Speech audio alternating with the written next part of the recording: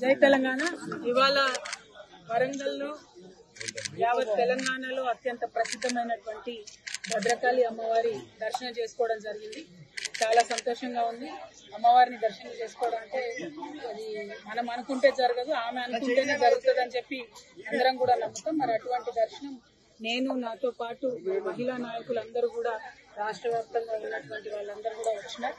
వారందరితో కలిపి ఇక్కడ దర్శనం చేసుకోవడం, స్థానిక నాయకులు గౌరవనీయులు వినయన్న గారు, సత్యవతి రాథోడ్ గారు, విజయ్ భాస్కర్ గారు, జాగృతి నాయకులందరూ, టీఆర్ఎస్ నాయకులందరూ ఆధ్వర్యంలో చక్కగా దర్శనం చేసుకోవడం జరిగింది.